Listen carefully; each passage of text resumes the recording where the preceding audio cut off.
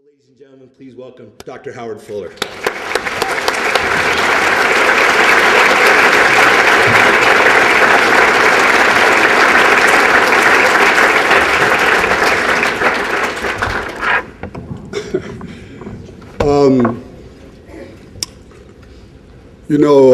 Since I've been here, a couple of people come up to me and said, I'm really looking forward to hearing you speak. And that puts a lot of pressure. You're like, oh my God, suppose I bomb. So, first I want to begin by thanking the board and the staff, particularly of the association, for being so kind as to invite me to come. And I have to be honest that I had a little trepidation about coming to Utah. This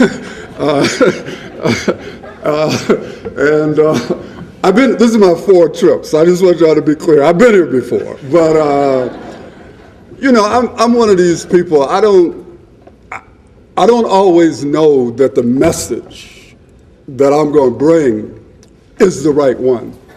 And in fact, on my way out here on the plane, I wrote a speech, and then last night I got up and I threw it out, and I put another one together. Now, maybe after I get through, you all will ask, well, what was that one you threw away? So, and I'm serious about this because I just believe it's such an honor to be asked to speak to people, and that because of that, you owe them the best that you can give.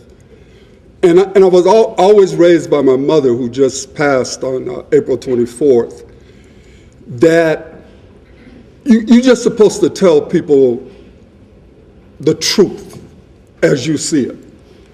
And then everybody got to deal with it however they're going to deal with it. That's all you can do. And so that's what I'm going to do. And I'm thinking of my mother a lot today. And I kind of want to do this speech in honor of her. And those of you who have lost a parent, like my mother was 88, and I was blessed to be with her when she had her last breath. And so I thought it was like really cool, because in this sense that, not cool, but in the sense that she was with me when I had my first, and God allowed me to be with her when she had her last. And so I know she's with me, and so I want to do this speech in honor of her. The theme that you have, Reaching Higher, as other people have said, is a very, very appropriate theme for a charter school conference in 2010. Now, those of you in Utah know much better than I do what you mean by that theme. But when I read it, I asked myself, does it mean that you think you ought to be doing more for kids than what you're currently doing? Or does it mean that you need to be serving more kids who are in need? Or does it mean that maybe some of you all are becoming complacent? Or does it mean that you all feel that you're good, but what you really want to be is great? Or does it mean none of those? And so I don't know. But the interesting thing is, when people put themes out there, I'm always saying, well, what was you thinking when you decided to put that theme out there? So whatever you were thinking, it forced me to start thinking about it from a national perspective. Because although you all seem to have it all cool out here in Utah, there's a war against charter schools nationally. And you all need to be clear about it. That there are people out there who want to crush this movement. And they want to crush it because they don't want things to be different. Everybody has got enough sense these days to stand up and say, I believe all kids can learn. Most people have figured out that you ain't supposed to get up there and say, hey, a lot of these kids are stupid. I don't think they can make it. So, most people get up and, they say that. Now if you ask them, can all kids take algebra, then you get another. but they know to say the first thing. So what I'm saying to you is you need to be clear that in this country, there are people who are more committed to maintaining their power than they are to changing kids' lives. So either way, when I looked at why you all were thinking about it, whatever it was you were thinking about it, I decided, as I said, to look at this theme from a national charter school movement perspective. And I decided to examine our task of reaching higher in the interests of our children by posing a question that is familiar to any parents who made the dreaded decision to take their kids on a long car ride. Because, and I picked this up from you, so the first question you hear, one block down the street, is, are we there yet? And so some of those of us who've been fighting for charter schools now for 2 decades, and Brian, I'm actually, I have to admit that I think I was at the first National Charter School Conference, and there was about 35 of us there in Governor Romer's mansion, or it may have been the first one in Milwaukee. But I can tell you that there are more people in this room today than there were at the first National Charter School meeting back in 1991. So some of us who've been fighting for this movement for a long time have added a couple of other questions to that, are we there yet? And the 2 questions that I added is, how much longer will it take? And when will we know that we got to where we thought we were going when we decided to start this? And so the answers to these questions are really quite simple. No, we're not there yet. And it's going to take as long as it takes to get there. And we will know that we are where we thought we were going when every child is attending a charter school that respects them and their families and the communities from which they come. That they're in a charter school that truly prepares them to be socially and economically productive.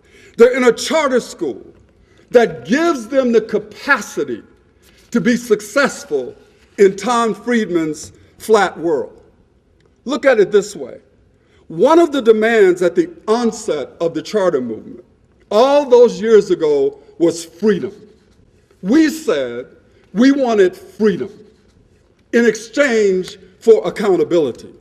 And the call was made to give educators and parents and students and organizations and interested citizens the freedom from some of the stifling constraints of the traditional system to allow us to create new and better learning environments for kids. And in turn, we as individuals said, we want to be held responsible for improved student achievement. This was really what folks said back then in 1991. And this was a powerful catalyst that allowed this room to exist. Because we made the statement, we want freedom in exchange for accountability. And in truth, the innovation was not charter schools. The innovation was the chartering process. And the reason why it's important to make that distinction is because some people go into a charter school today and they say, I went in that school and it looked like any other school. The issue, and we've gotten this wrong, because we keep saying, oh, we want to innovate. Well, is a Montessori school an innovation? No, it's a Montessori school. You know, and if you go to a Montessori school in a traditional system or a charter school, it's a Montessori school. The issue isn't the innovation inside of the school from the chartering process. The innovation is that we allowed people other than the traditional structure to create public schools. And then in the process, it gave us an opportunity to create new models for kids or to use old models that work, but we said we can do it better. That's what the charter idea was really all about. And so when you think about this notion of freedom, because this was the call, I want you to consider something that an Egyptian physician and sage named Imhotep said. When he talked about freedom, he said we make three mistakes when we consider the meaning of freedom. Our first mistake is we think of freedom as a place rather than as a continuation of struggle. Our second mistake is we believe freedom is a goal rather than as a launching pad from which to reach our goal. And our third mistake is we think freedom makes us free. Because in truth, freedom means being shackled to identity, purpose, and direction, and being in constant pursuit. And I thought a lot about that when I think about the charter school movement. Because the thing I want you all to be clear about is freedom that we sought is a means, not an end.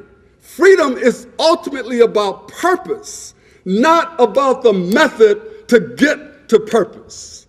And our purpose for wanting to be free does not find its meaning in forming charter schools. Why is he saying that at a charter school conference? I'm saying it because our real purpose for being here is to educate kids. It's to educate kids. And the fact that we are using charter schools as a method is critical, but it is only a method. And when we understand that, we will understand that at the end of the day, all that matters is, are we serving kids? Are we educating kids? So if we have set up schools that do not effectively educate kids, then we are defeating the real meaning of freedom in the charter school context. The freedom granted to us was supposed to be a launching pad to create quality education for our children. We did not fight for this freedom so that individuals or companies could make money. We did not fight for this freedom for people to be able to hire all of their family members and friends no matter what their level of competence.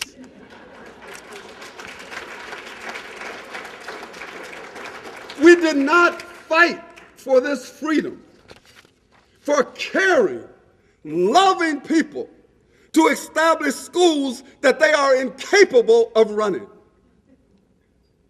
We did not fight for this freedom to give people an opportunity to create citadels of privilege for their children and deny access to poor kids or kids of color.